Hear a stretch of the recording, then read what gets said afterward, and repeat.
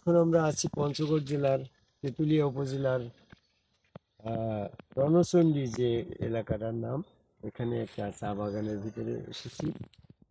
জমিরুদ্দিন সাথে আছে, শরীফুল আছে, আমাদের মাসুদ শরীর আছে। এরপর যে আমাদের এই যে চুলদারি মোচ রাখার এই দলটা, এই তরিকাটার মেন পরিচয়টা হচ্ছে অন্য তরিকার সাথে এই তরিকার পার্থক্য হচ্ছে আমরা আদম কবে আল্লাহকে সেজদা করি, আর ইসলামের এক এক দল আছে আদম কবাই সেজদা সেজদা করাটাকে অবৈধ মনে করে। তারা এরকম তো। তো আমরা আদম কবাই সেজদাটা পেলাম কোথার থেকে? এত পবিত্র কোরআন থেকেই পাচ্ছি। কোরআনের ভিতরে সূরা বাকারা 34 নম্বর আয়াত, সূরা আরাফের 11 নম্বর আয়াত, সূরা কাফের এরকম ভাবে সূরা হিজরে 29 নম্বর আয়াত, সূরা কাফের 50 নম্বর আয়াত, সূরা সাদের 72 নম্বর আয়াত, এরকম সমস্ত আয়াতে, সূরা বনী ইসরাঈলের 60 নম্বর আয়াত, এইভাবে বলা হয়েছে ওয়াসজুদুলি আদম, আদমের নিমিত্তে সেজদা করো। ইবলিস আদম কবে সেজদা না করে কাফের হয়ে গেল, সূরা বাকারা 34 নম্বর আয়াত। তো অনেকে এই সমস্ত আয়াতগুলো উপস্থাপন করলে মৌলানা মুফতি সাহেবরা বলে এগুলাতে ফেরেশতাদের জন্য ছিল, এদের ফেরেশতাদের নাম উল্লেখ আসছে। তাহলে ফেরেশতাদের নাম উল্লেখ আসছে, তাহলে এটা শুধু ফেরেশতাদের জন্য যদি হইতো তাহলে ইবলিস তো ফেরেশতা না, ইবলিস তো জিন জাতি।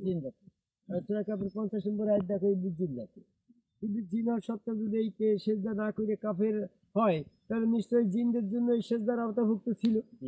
তো বলে হ্যাঁ, ওটা জিন এবং ফেরেশতাদের জন্য ছিল, এটা মানুষের জন্য না। এই সূরা ইউসুফের 100 নম্বর আয়াতে যে ইউসুফের 11 ভাই সেজদা করল ইউসুফকে, এটা তো তাহলে মানুষ, কিন্তু জিন ফেরেশতা ছিল না। তো বলছে ওটা অবৈধভাবে করেছে, ওটা তো জোর জুলুম ভাবে করেছে, ওটা তো আল্লাহ পাকের নির্দেশ ছিল না।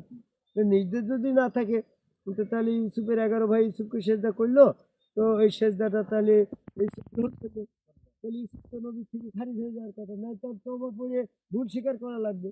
তো তাও তো সে তওবা পড়ে নাই। তাহলে এই বিষয়গুলো তো কোরআন থেকে আমরা জানছি যে আছে। তো বলছে ওই আয়াতগুলা রহিত হয়ে গেছে। সূরা বাকারার 106 নম্বর আয়াত দেখো, আল্লাহ পাকের কোন আয়াত রহিত হয় নাই।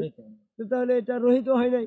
তো বলছে ওটা আদম থেকে ইউসুফ পর্যন্ত চালু ছিল। মোহাম্মদ সাল্লাল্লাহু আলাইহি সাল্লামের শরীয়তে ওটা তাবলিগালা হাদিসের দরবরা ফুরফুরা মানিগঞ্জ আত্মশীলবাগ এই সমস্ত পীর সাহেবরা ওটা করে না। তোমরা খালি ইসলামিটা নিয়ে ছোট মশলারাই করো। হ্যাঁ, আমরা আমাদের জন্য এটা না, ওটা মোহাম্মদী শরীয়তে নাই। বুঝছো?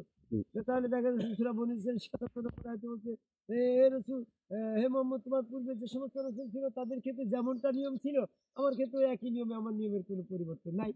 তাহলে সেই আদম থেকে ইউসুফ পর্যন্ত যে নিয়ম ছিল, ইউসুফ থেকে রাসূল পর্যন্ত সকলের জন্য তো এরকম একই নিয়ম। তো বলছে সবকিছু বুঝলাম, কিন্তু আল্লাহ রাব্বুল আলামিন তাহলে কি ভুল করে ফেরেশতাদের নাম উল্লেখ করলে? শুধু ফেরেশতার নাম কেন উল্লেখ করলে? এখানে একটা প্রশ্ন আসতে পারে না? তো ফেরেশতাদের নাম উল্লেখ করার কারণটা কি?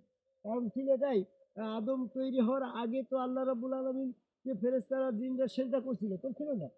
ওই সেজদারা তো আদমকে কেবলা করে নাই। প্রতিনিধি তৈরি আগে তো সরাসরি আল্লাহকে সেজদা করছে।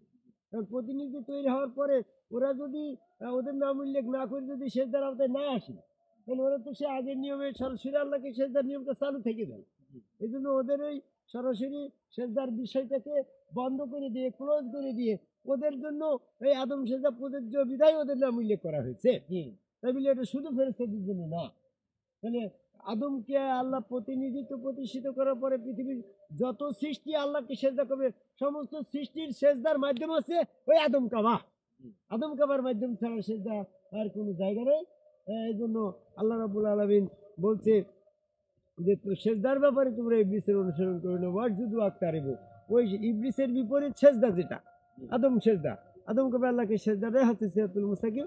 এই সিরাতুল মুস্তাকিমে যারা এসেছে তারাই পরিত্রাণ পাবে। এই জন্য সূরা কালামের 42-43 নম্বর আয়াতে বলছে যে ইবলিসের ইমান পরীক্ষা করার জন্য আদম কবে সেজদা পরীক্ষা করা হবে, আর আদমের সেজদা পরীক্ষা করার জন্য আদম ছিল আল্লাহর দরজায় মানে ইয়াউমিল 165 সেদিন আল্লাহ পাকের সব প্রকাশ করে সেজদা দিতে বলা হবে। তাহলে যারা যারা আদম সবাই সেজদা করেছে তারাই শুধু সেজদা দিয়ে পরিত্রাণ পেয়ে যাবে, যারা সেজদাকারী নয় তারা শুধু ইবলিসের অনুসারী সেগুলিকে প্রমাণ হয়ে যাবে।